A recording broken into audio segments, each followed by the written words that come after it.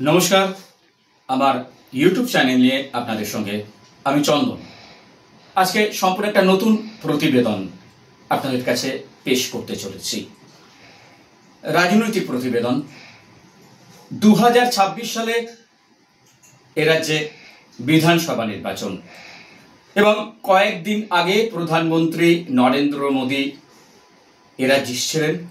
তারপরেই এসছেন কেন্দ্রীয় স্বরাষ্ট্রমন্ত্রী অমিত শাহ এবং দুজনের মুখেই কিন্তু শাসক দল তৃণমূল কংগ্রেসের বিরুদ্ধে একের পর এক অভিযোগ এবং দুর্নীতির কথা, যে কথা বলে তারা কিন্তু বঙ্গ বিজেপির যারা কর্মী সমর্থক আছেন তাদের রীতিমতো চাঙ্গা করার চেষ্টা করেছেন। বলা যেতে পারে বস্তুত বিধানসভা ভোটের ঢাকে কাঠি পড়েই গেছে।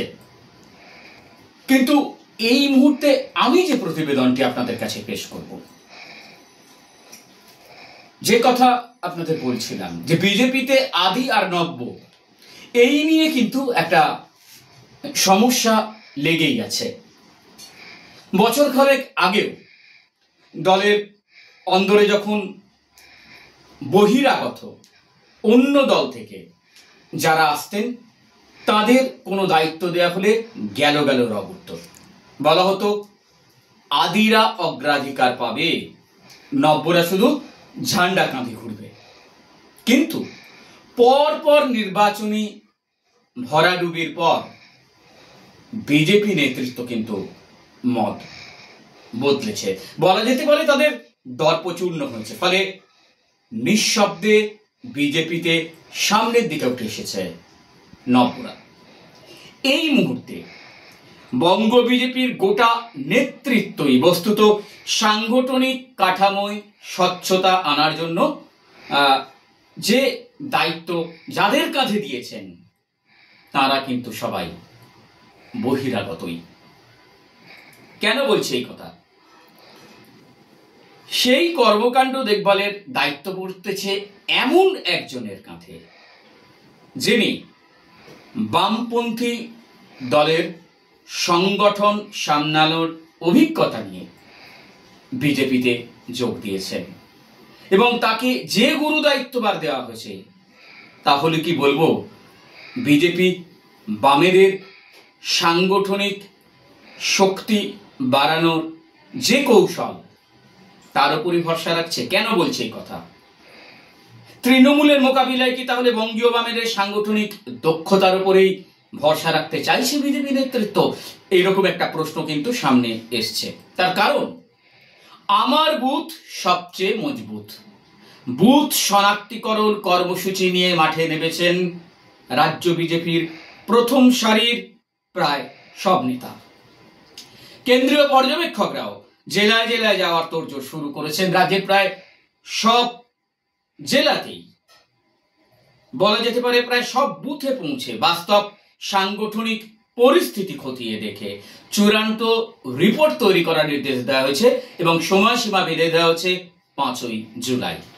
এর মধ্যেই কিন্তু সবাইকে রিপোর্ট জমা দিতে হবে। এই কর্মসূচি দেখভালের জন্য যে কমিটি গঠন করেছে বিজেপি, তার মাথায় বসানো হয়েছে কাকে?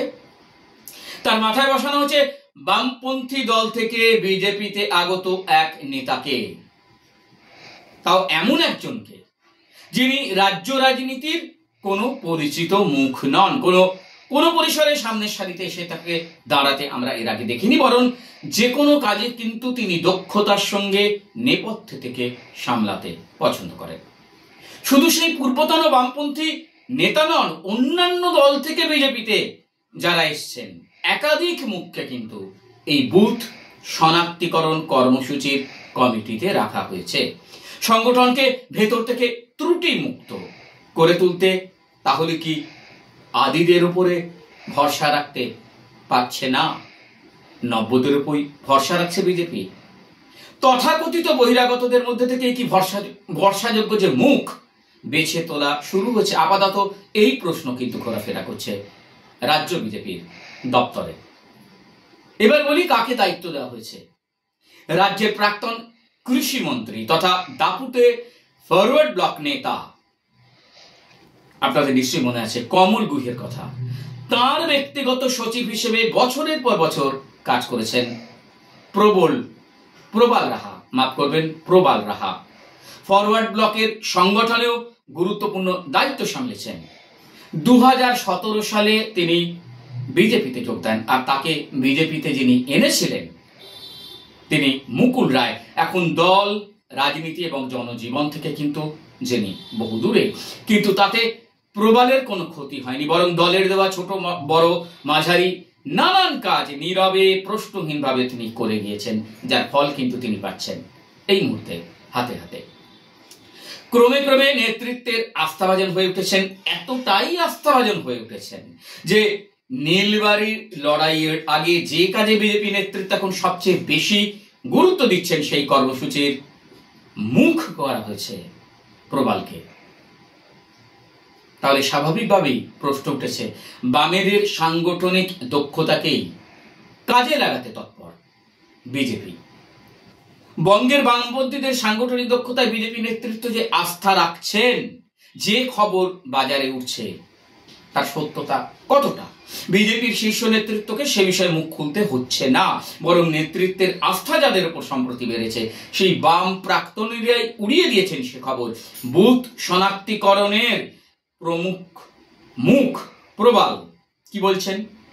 প্রবাল বলছেন, বহু বছর বামপন্থীকে খুব কাছ থেকে দেখেছি, কিন্তু 80-র দশক শুরু হওয়ার আগে সেই সংগঠন কোথায় ছিল?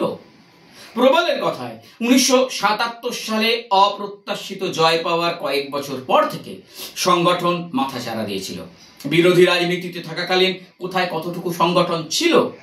প্রবালের বরং দাবি, বিরোধী বিজেপি এই মুহূর্তে বুথ স্তর পর্যন্ত যতটা সাংগঠনিক কাঠামো গড়েছে ক্ষমতায় আসার আগে, তৃণমূলেরও ততটা ছিল না। প্রবাল যে দাবি করেছেন তার কতটা সত্যতা সেটা কিন্তু সময় বলবে, ভোটের ফলাফল বলবে। কিন্তু তিনি অবশ্য একা নন। আমার বুথ সবচেয়ে মজবুত কর্মসূচির জন্য গঠিত কমিটিতে ফরওয়ার্ড ব্লকের আর এক প্রাক্তনী শশী অগ্নিহোত্রীকেও রেখেছে বিজেপি নেতৃত্ব। রাখা হয়েছে কংগ্রেসের প্রাক্তনী অনুপম ঘোষকেও। ফরওয়ার্ড ব্লকের প্রবাল বা শশী সংগঠন ভিত্তিক রাজনীতি করে এসেছেন, তাই সংগঠন নির্ভর বিজেপিতে তাদের কাজে লাগানোর চেষ্টা হচ্ছে। অনুপম ছিলেন কংগ্রেসে, বিজেপির সাংগঠনিক গতিবিধির সঙ্গে কংগ্রেসে কাজ করার অভিজ্ঞতা কোথাও মেলে না। তাহলে অনুপম কেন এত গুরুত্বপূর্ণ সাংগঠনিক কাজের কমিটিতে? সেই প্রশ্ন উঠছে। বিজেপি সূত্রের ব্যাখ্যা, প্রথমে জেলা, তারপরে মন্ডল এবং সবশেষে বুথ স্তর পর্যন্ত পৌঁছে সাংগঠনিক পরিস্থিতির খাঁটি চিত্র তুলে আনতে হবে। নিয়মিত বৈঠক করতে হবে, বৈঠকে অঙ্গ হিসেবে মিলিয়ে দেখতে হবে, তার ভিত্তিতে প্রয়োজন মতো নানা পুনর্বিন্যাসের ছক করতে হবে এবং এই কাজে যথেষ্ট ধৈর্য প্রয়োজন। ধৈর্যশীল এবং রীতিমতো স্থিতদি হিসেবে যারা নেতৃত্বে নজর কেড়েছেন তাদেরই তাই বেছে বেছে দায়িত্ব দিচ্ছে বিজেপি। বিজেপি সূত্রের এই ব্যাখ্যা যদিও পুরোপুরি গ্রহণযোগ্য হচ্ছে না বা মেনে নিতে পারছেন না সবাই, কারণ শুধু ধৈর্যের দাবি রাখার কাজেই যে তথাকথিত বহিরাগতদের সামনে আনা হচ্ছে এমন কিন্তু নয়।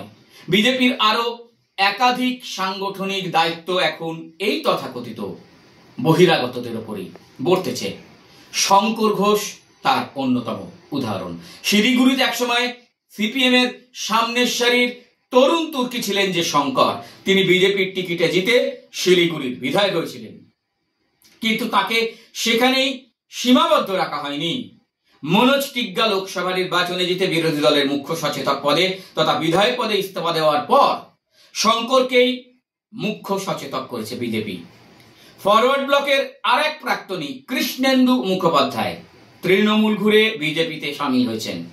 তাকে বিজেপি উত্তর 24 পরগনা বিভাগের সাংগঠনিক আহ্বায়ক করেছে।